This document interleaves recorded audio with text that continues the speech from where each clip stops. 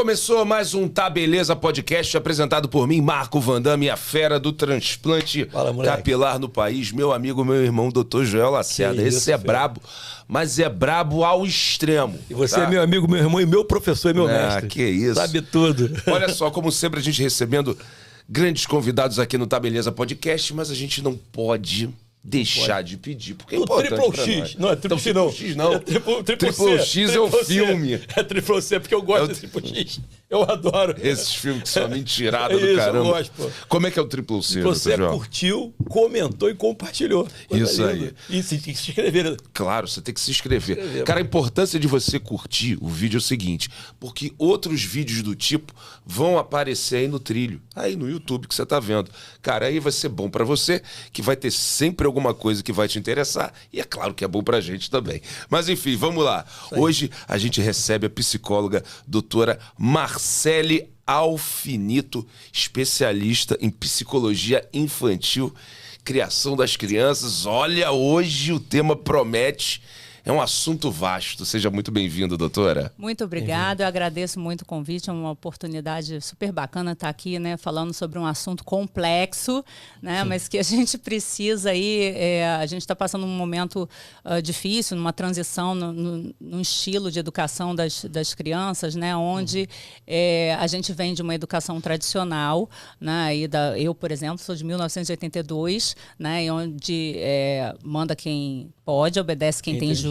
Então a gente vem dessa educação que é uma coisa cultural, né? E a gente está passando por um momento onde a gente tem outras abordagens, né? Os estudos sobre desenvolvimento humano estão cada vez mais sendo abordados, as informações estão chegando, né? O acesso à informação está muito mais fácil atualmente. Sim. Né? Assim, a gente vê as pessoas, os pais assim, que me procuram, já chegam no consultório com muitas informações, mas sem saber o que fazer com aquilo. Né? Assim, Marcele, tá mudando, né? Agora eu não posso mais gritar com meu filho, agora não pode nem mais bater no filho, né? Então, assim, eu não posso botar limite no meu filho mais. O que é isso? Que educação é essa que tá mudando? E aí eu sempre falo, assim, as pessoas confundem muito a questão do limite. O que é o limite, né? Assim, para as crianças, né? O limite ele não tem nada a ver com violência. Né? Você ser autoritário com seu filho é muito diferente de você ser autoridade. A autoridade é alguém que é passível de você copiar, que você tem ali um respeito pela pessoa. O limite não tem a ver com isso, né? com violência, né? Assim, é uma outra questão. Né? E a gente, acho que a gente está aqui hoje, até brinquei com vocês antes de começar, né? Que essa ideia de que a pauta aqui do programa, né? Como que a educação dos filhos reflete na vida adulta, né? Nas outras relações que a gente cria na vida. Né? E aí dá vontade de falar em tudo, e sobre as letrinhas, né? Porque é exatamente isso, né? A gente, não sei qual é a experiência que vocês têm, já pararam para pensar sobre isso, né? O que fica para vocês, o que a gente sabe na teoria, né? De muitas questões da saúde, ali, da educação socioemocional das crianças, baseada no medo, né, na chantagem. Assim, a gente vê muito isso. Né? Os pais usando de muita chantagem emocional. Se você não fizer isso, a mamãe vai ficar triste. Isso é um comum. Eu, enquanto mãe, sou mãe também. Funciona isso? Né? Pois é, né? A educação voltada para o adulto, a educação infantil, adultocêntrica, que a gente chama, né? Voltada para o adulto, funciona para quem? Eu sempre pergunto. Né? Funciona para o medo. A gente tem, por exemplo, pais que se afastam da criança e deixam a criança chorando até se acalmar sozinho, por exemplo. Né? Depende da idade e tudo mais. É claro que a gente tem que fazer esses alertas. Mas isso cria uma barreira na relação, na conexão com os filhos enorme. Né? A gente precisa pensar nessa criança lá na frente. Eu sempre pergunto assim, o que você quer para o teu filho lá na frente? O que você quer para ele enquanto adulto? Porque a vida adulta nada mais é do que a infância e a adolescência vivida. Então, esse solo fértil aí da infância, você vai colher os frutos disso lá na frente. Então, essa ideia de que muitas pessoas falam assim, o adolescente é uma fase muito difícil, né? O adolescente se tranca no quarto e não quer mais falar com os pais. Então, assim, geralmente são pessoas que não entendem de desenvolvimento humano, né? Assim, não sabe que tá colhendo os reflexos da infância, né? Claro que tem questões da adolescência, uma descarga hormonal terrível, e a criança precisa lidar com aquilo. Ela está mudando de uma fase, entrando na puberdade, passando para a adolescência, né? Tem essas questões biológicas. Nós somos seres biopsicossociais, né? E para além disso, tem outras questões aí envolvidas também. A gente não pode botar tudo na conta do emocional também, né? Senão, assim, fica um peso muito grande para os pais, né? Agora, você perguntou se a chantagem funciona. Em muitos momentos vai funcionar. Por quê? Funcionar para a mãe, para o pai, para o adulto, né, que está ali, porque a criança, dependendo da idade, ela precisa daquele adulto para sobreviver, é uma questão de sobrevivência. Então, eu preciso agradar esse adulto. Né? Então, assim, você vai fazer uma chantagem comigo, eu fico pensando, caramba, a mamãe vai ficar muito triste comigo, nossa, ela está com muita raiva de mim. Será que... O que vai acontecer comigo? Eu fico com medo. Né? Assim, e a gente não é educado para falar sobre emoção. A gente não sabe lidar com isso, ninguém nomeia nem corretamente as partes íntimas da criança, ninguém nomeia corretamente isso, né? É um ponto, porque aí chega lá na frente, morre de medo do filho ter alguma... eu estou preservando aqui pela saúde do meu filho, tenho muito medo do que pode acontecer com ele em relação... A gente sabe do abuso infantil, né, que tem, então isso... Passa-se, a sexualidade é um tabu, por exemplo, ainda, para muitas famílias, né? E a gente começa desde a linguagem mesmo, né? Desde assim, nós somos seres constituídos pela linguagem. Então, a Marcele, vou falar de mim, né? Eu, desde pequenininha, aquela fase ali de bebê, quando a criança começa a ficar em pé na frente do espelho, uma graça. Então, os pais vêm e falam para você quem você é. Olha ali, aquela imagem no espelho, é a Marcele. Olha ali a Marcele. A Marcele é alta, a Marcele é loura, a Marcele é branca, a Marcele é isso. E você vai internalizando isso. Né? Então, assim, eu, na clínica com criança e adolescente... Primeiro eu atendo os pais para depois conhecer a criança. Eu preciso conhecer esses pais para saber toda a história do desenvolvimento desses pais, né? Não só genética, patologias, a relação desses pais, como é que é, se eles trabalham, se eles não trabalham. Né? Isso, por último, a gente vê o temperamento da criança, por exemplo. Né? Isso tudo que a gente está falando aqui faz parte de uma parentalidade eficaz, por exemplo. Né? Porque a gente não espera que os pais atendam também todas as necessidades dos filhos. Não é isso, ninguém dá conta disso. Né? A gente vive num mundo hoje que a realidade é muito diferente. Né? Depois da entrada da mulher, então, no mercado de trabalho, que já tem um tempo, mas assim, a cobrança pela produtividade também tem que entrar em destaque. Né? Então, assim, somos muito cobrados a produzir o tempo inteiro. Isso é da atualidade. Né?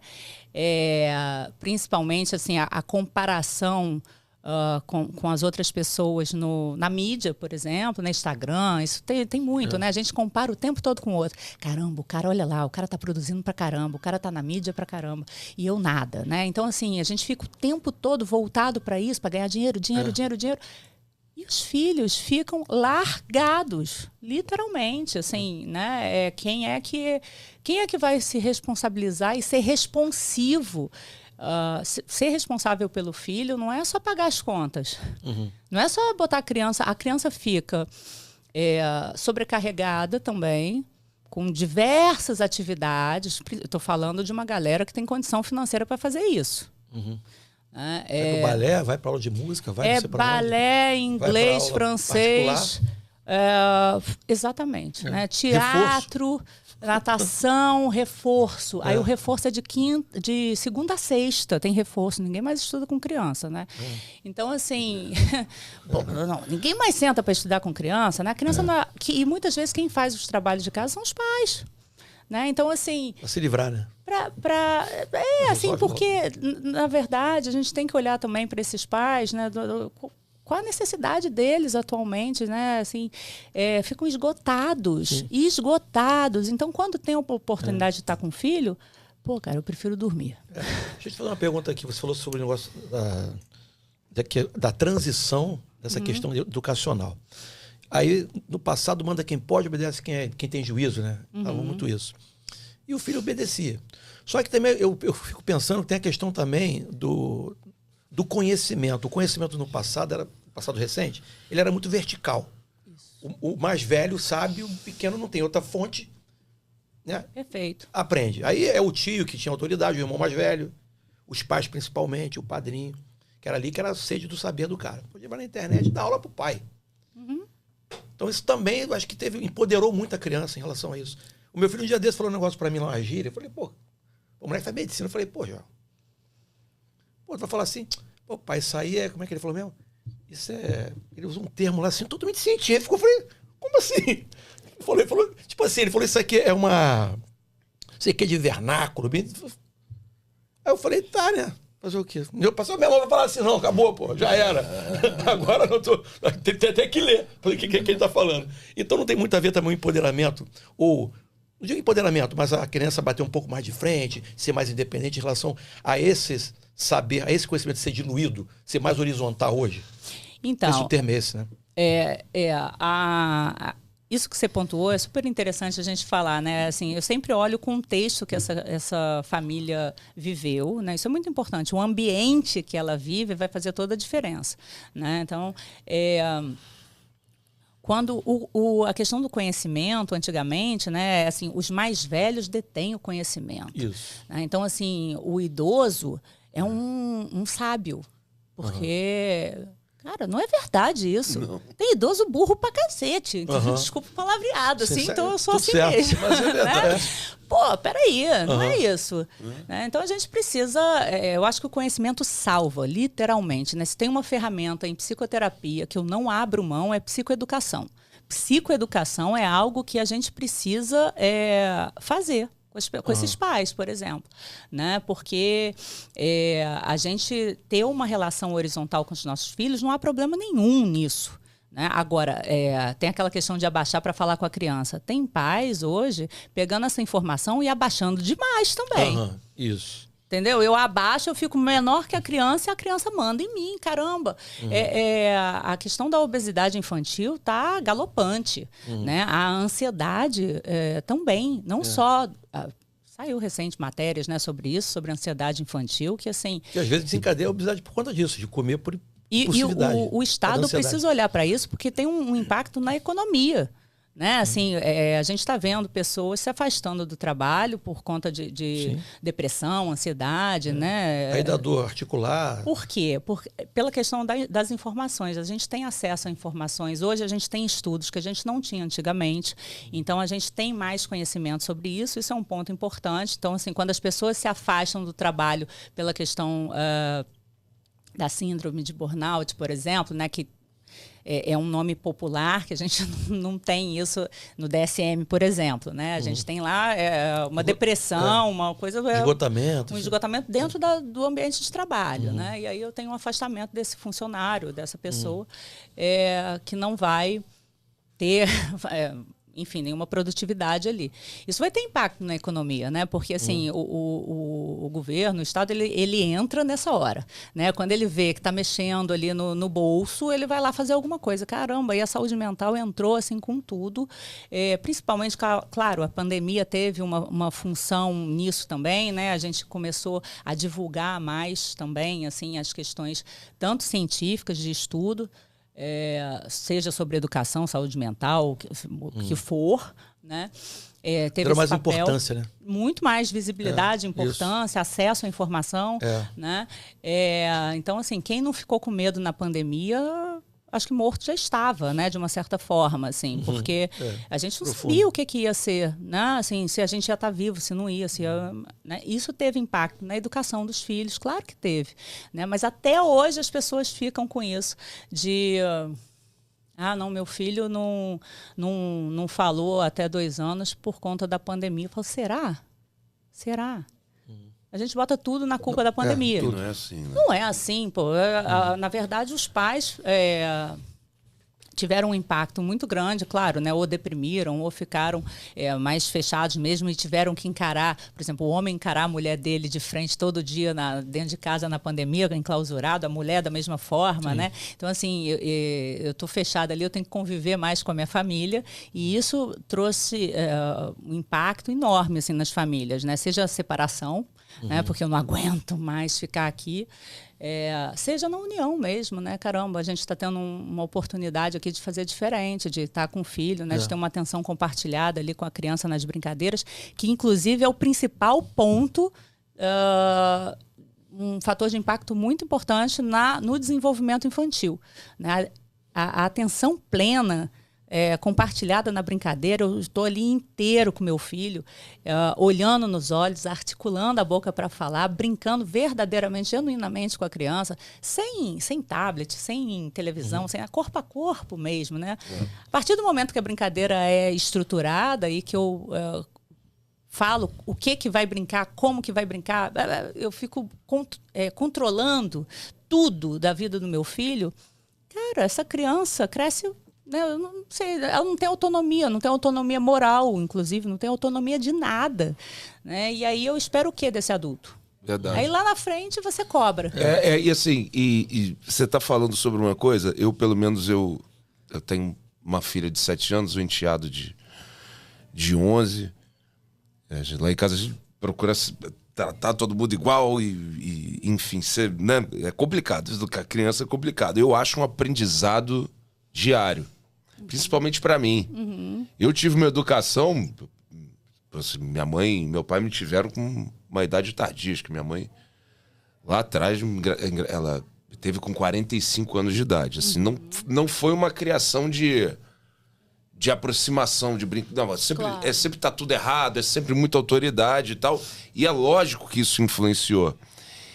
E assim, quando a minha filha nasceu, eu vi que eu tava errando. Porque eu repeti o modelo, né? E assim, até hoje mas assim, o meio termo entre ser participativo, né? E também cobrar, eu acho que hoje nas famílias é o grande X da questão. Pelo menos, eu admito que eu procuro, né? Eu procuro melhorar, mas por muitas vezes... Eu não sei se eu estou fazendo certo. Claro. Entendeu? E só de você parar para refletir sobre isso é importante, porque antigamente ninguém parava para pensar sobre isso.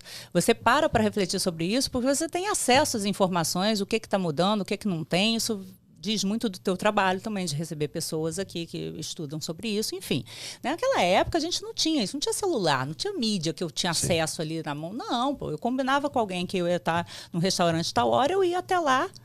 E se ela não aparecesse, eu ia embora. Sim. Não tinha como contactar aquela pessoa. Pra você ter ideia, por que eu estou falando isso? Né? Porque hoje a gente não para pensar, né, que a gente tem acesso à informação. Hoje, cada vez mais, a gente está divulgando, né, cursos, estudos, roda de conversa, grupos de estudos, principalmente ali... em torno da gestação, os pais que estão tentando ter filhos, por exemplo, não conseguem, né? Na gestação.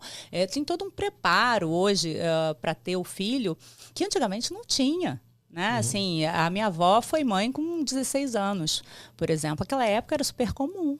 Então, gente, é um contexto que vem modificando. Né? E isso que você falou é interessante, porque a gente sempre fala assim, eu não vou repetir com meu filho aquilo que meu pai ou minha mãe fez comigo.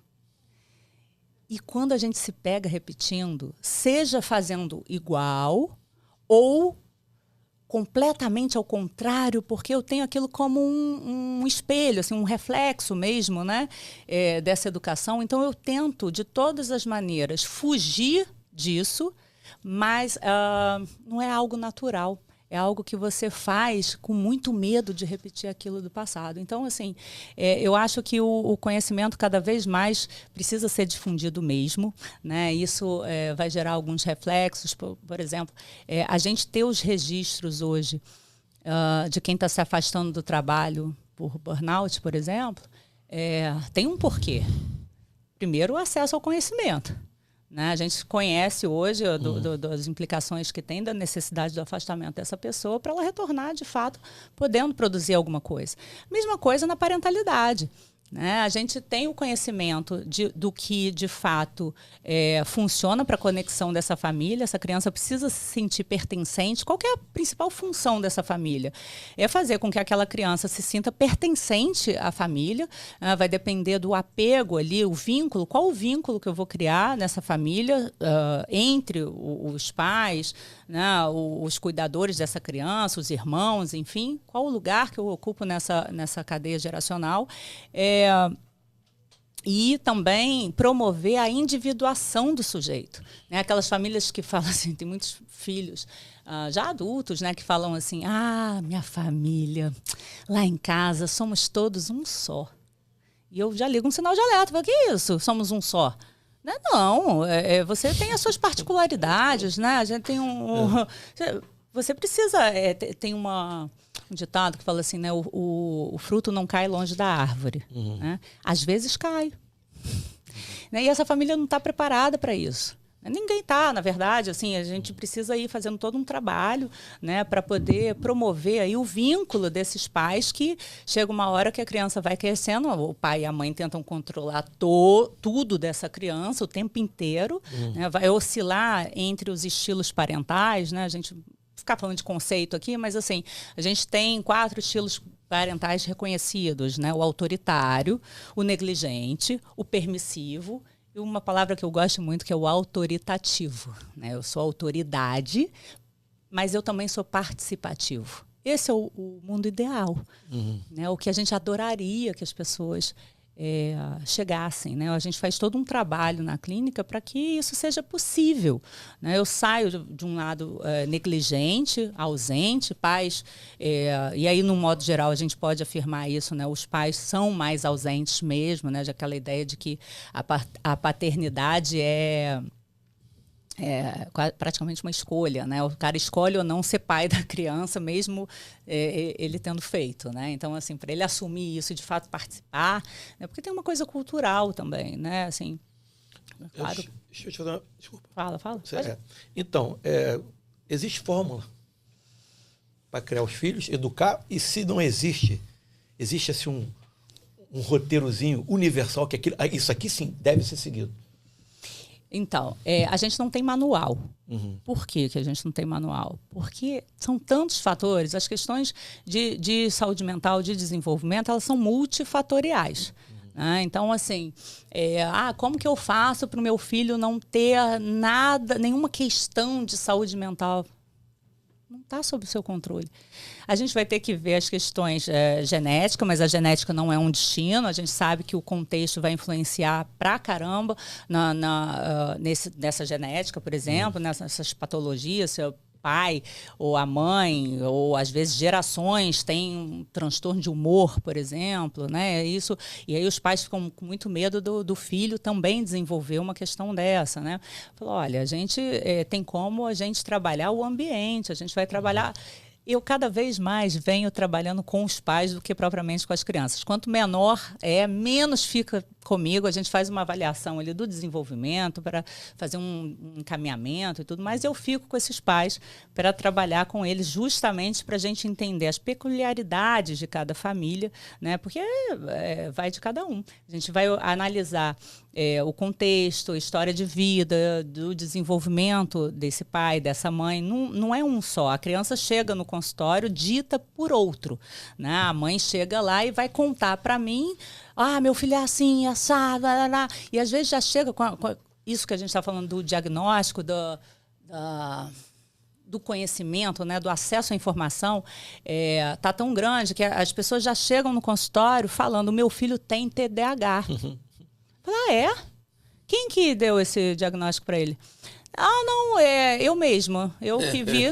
Não para. Eu vi no TikTok, no Instagram e li muito no Google sobre isso. E assim, ele tem eu tiquei lá, tá lá, ele tem TDAH. Aí tá, então vamos conversar aqui, como é que é isso? E aí, quando a gente vai ver, na verdade, ele não tem TDAH. No final, a mãe fala assim, né? Não, é porque ele não faz o que eu quero. Ele não faz da forma como eu quero, né? Então, assim, eu perdi o controle do meu filho. Isso, assim, muitas vezes na adolescência é muito comum isso acontecer, né? Então, assim, a gente vai precisar, de fato, olhar cada caso, a cada família, avaliar, né? A gente não tem a receita de um manual especificamente, mas a gente pode estudar muito. Eu acho que o acesso ao estudo... essa ideia de se preparar para ser pai, de se preparar para ser mãe, ninguém nasce sabendo ser pai e mãe. A gente se torna mãe, a gente se torna pai, né? E a gente precisa aprender sobre isso. A mulher, pelo fato dela gerar a criança dentro dela, ela tem uma relação visceral com a criança, que ela vai, aos poucos, o corpo é muito sábio, né? Então vai dando aquela oportunidade da mãe se acostumando com o peso da barriga, com a criança, tá mexendo, tá chutando. Então tem essa relação desde já, né? Que a gente procura fazer um trabalho, às vezes dependendo se essa gravidez é desejada, se é planejada, vão ter peculiaridades nisso, né? Mas assim, o pai, fato que ele se conecta mais com essa criança depois do nascimento. Sim. Né? Assim, a gente não sabe, a gente tem um bebê ideal e tem um bebê real quando nasce. Agora, deixa eu te fazer uma pergunta. Você falou do TikTok, tem o Instagram também. Hoje se tornaram fontes de conhecimento. Pode ser um perigo. Até que ponto o Instagram, TikTok estão afetando a criação, principalmente dos adolescentes, dos pré-adolescentes? Porque o que eu vejo é que eles estão cada vez mais viciados nisso. Bom, acho que de repente o impacto negativo e positivo. Pode ser que também haja algum impacto positivo, né, Urão? Vamos lá. Rede social não foi feita para criança. Esse é um ponto. Né? Assim, a gente, claro, que tem acesso a isso. A minha filha, por exemplo, tem acesso a isso, eventualmente, ao meu lado. Tem que ter alguém para estar junto. Qual a idade dela? Né? Ela tem 5 anos. Eu estou falando de mídia, eu estou falando de YouTube. Né? Assim, a gente tem a TikTok, nem pensar. Ela nunca viu um TikTok, né? Porque mídia, a gente tem que entender, ampliar isso para o uso de telas, por exemplo. Né? Televisão, etc. Então, assim, ela tem um acesso restrito. A gente tenta restringir isso. Claro, a Sociedade Brasileira de Pediatria tem lá a orientação dela, por exemplo, até 2 anos, tela 0. Né? Depois de 6 anos, ali, acho que, salvo engano, 2 horas de tela por dia. Mas, gente, qual é o uso que você está fazendo dessa tela? O importante para a gente é o padrão. O que vai se colocar ali? Porque usar a tela do lado de um adulto responsivo, avaliando a classificação etária, né? Não dá para... Eu tenho muitas críticas com crianças que têm contas no Instagram, por exemplo. Né? Tem um celular. Minha filha não tem celular e não vai ter tão cedo. Um celular dela, que ela passa a mão e fica para cima e para baixo com aquele telefone, leva para a escola. A gente está vendo isso, né? Assim, um impacto, de fato, absurdo na educação, porque os filhos... não tem limites mesmo no uso disso, né? Não tem ninguém acompanhando isso e o impacto é terrível. Terrível, porque a comparação, ainda mais que vai chegando ali depois dos 9, 10 anos, a comparação com outro colega da mesma idade na rede social é cruel. Né? Eles entendem aquilo como uma realidade. Né? O fulano é mais feliz do que eu. Eu preciso atingir essa felicidade. Não dá para educar a criança que aquilo ali... Eu acho que os pais precisam se educar. Né? Eu acho que antes de pensar em educar o filho, é pensar em se educar. Então, toda vez, eu sempre pergunto assim, você utiliza o caos ali do dia a dia, as brigas, as confusões que seu filho arruma para educá-lo? Ou você usa isso para causar um caos maior? Né? Você quer ficar quanto tempo dentro desse caos? 10 minutos? Ou você quer ficar 2, 3 horas, fica sem falar com o filho? Que isso? Né? A gente precisa... São habilidades sociais importantes que a gente tem que passar isso para os nossos filhos. Quem é responsável por isso são os pais, pô. Então, o que é difícil, uma questão que é muito importante, assim, é difícil eu dar para o meu filho aquilo que eu não tive. Como é que eu vou dar um negócio que eu não tive? esse é o X da questão. Né? Então, assim, os pais precisam se educar primeiro. Né? Por isso que o trabalho com criança, na psicoterapia de criança, por exemplo, né, é difícil. É complexo, né? A pessoa tem que ter mais experiência com isso, porque, dependendo da idade, os pais têm que estar juntos. Né? Eu não posso ficar atendendo essa criança e sem atender esses pais. Justamente porque eu preciso de uma psicoeducação dos pais. Agora, desculpa, não, porque eu já li sobre e já ouvi também de alguns profissionais que a formação da criança de caráter, de formação mesmo, como indivíduo, ela se dá até os 12 anos. Tem isso? Tem uma idade limite? Ou não? Isso pode ser construído até por mais tempo? Tem algum fundo isso? Veja se eu peguei a sua pergunta, porque a primeira ideia que me veio, assim, eu tenho vou fazer 42 anos, eu ainda estou me formando enquanto pessoa, porque a gente muda o tempo inteiro. Né? Não, porque eu sou assim. Exato, eu acho até hoje que eu estou formado, que eu estou fazendo. A gente está formado enquanto sujeito, né? Então, essa é uma questão importante. É claro que a gente tem...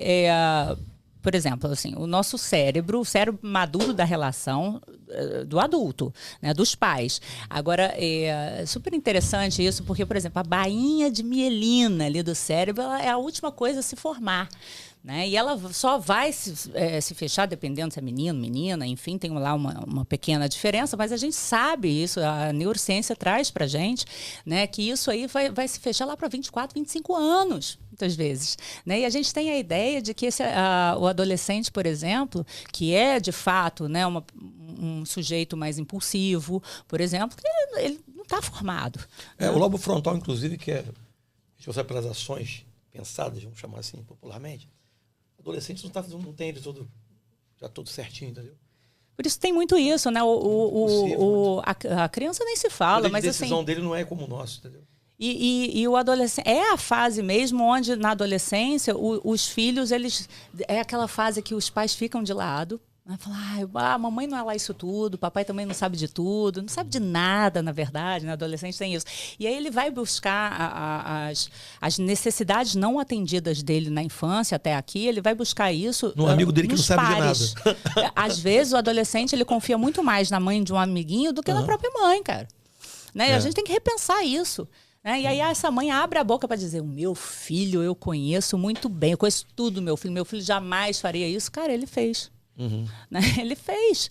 Né? Então, assim, a gente não controla essas coisas e eu acho que a gente está sempre em formação. É claro que tem as questões biológicas, como a gente está falando, que ela tem uma fase, né? Tem lá os marcos de desenvolvimento, que a gente... isso a gente tem, isso a gente pode dizer sobre, né? Das fases ali enquanto bebê, como é que é isso, quais os modos de vinculação dessa família, desses estilos parentais, o que é melhor... para o desenvolvimento infantil, isso a gente pode afirmar. Do restante é balela. Né? A gente não tem lá uma receitinha de bolo. Eu costumo dizer que, em especial, a saúde mental, ela compara com uma receita de bolo. Né? Você pode ter só a farinha para fazer um bolo? Não. Você vai ter a farinha e os ovos para fazer um bolo? Também não. Se você ainda assim tiver todos os ingredientes dessa receita para fazer... Você vai depender do ambiente, o forno tem que estar X, numa temperatura X, enfim. Então, não há um manual de fato, né? Tá certo. Bom, a gente recebeu a psicóloga, a doutora Marcele Alfinito. Muito obrigado pela sua presença aqui no Tá Beleza Podcast. O microfone é seu, redes sociais, projetos, enfim. Fica à vontade para dar o seu recado. Bom, eu agradeço muito, foi ótimo assim, a gente fazer um bate-papo aqui, né, assim, descontraído sobre algo tão importante, né, assim, de fato, cada vez mais eu vou voltando o meu trabalho para a psicoeducação desses pais, né, tirar dúvidas mesmo, fazer grupos de leitura, por exemplo, né, então... Vou deixar minha rede social para qualquer dúvida, é @marcelealfinito, né, no Instagram, pode me chamar lá, eu respondo perguntas, muitas vezes em caixinhas, enfim, e a gente vai tirando as dúvidas aí de quem tiver. Obrigado, doutora. Obrigada. E olha só, não se esqueça de se inscrever aqui no Tá Beleza Podcast, curte o like, dá o like aí, ó. Bota o like aí, faz o joinha pra gente. Como é que é o Triplo C? Triplo C. Curtiu, comentou, compartilhou. É muito importante. E, mais uma vez, passa para os amigos. Tabeleza Podcast é ciência, com entretenimento, com questão assim, bem leve, né, para a galera saber. Não só quem tem já o conhecimento e quer aprimorar, quanto também quem não tem nenhum, que a linguagem é bem informal. Esse Triple C aí eu vou levar pra vida. Opa! Gostei. Não se esqueça de colocar a sua sugestão de pauta aí nos comentários. A gente se vê no próximo Abraço. Tabeleza Obrigado. Podcast. Isso aí.